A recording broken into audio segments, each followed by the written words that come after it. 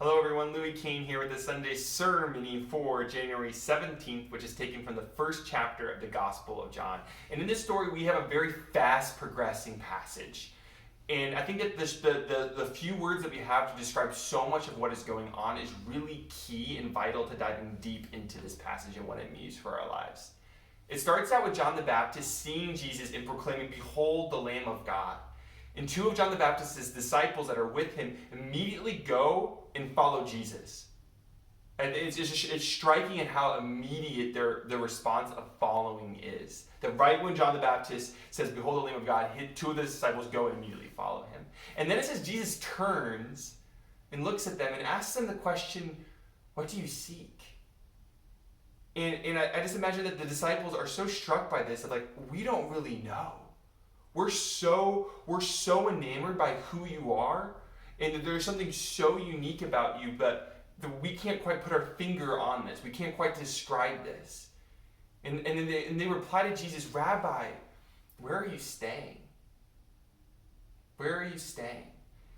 And there's this desire to come and know who Jesus is, that they are so struck by this. And I think that the part of reflection that I think sticks out to me is that how were these disciples so able to recognize Jesus? How much their hearts must have been able to see him moving and see him coming and be willing to leave everything and follow him. That these are two special men that were willing to do this. And that we as disciples of Jesus also have to be able to have this immediacy of following him, of ever drawing closer to him, in that we can't quite put our finger on who Jesus is. We also are in this discovery of understanding more and more of who Jesus is and what he wants to do in our lives. But the faith that these disciples have of leaving behind their old way of life to follow Jesus is just so striking to me. And then it says in the story that one of the disciples is Andrew, who ends up being one of the 12, and he's the brother of Simon, who is to become Peter, and he immediately goes and tells Peter, or Simon at the time, that they have found the Messiah.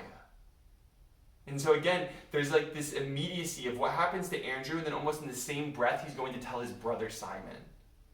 And then Jesus comes to Simon and changes his name to Peter.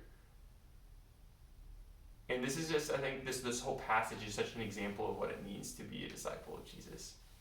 From all of us, St. John the Evangelist, God bless.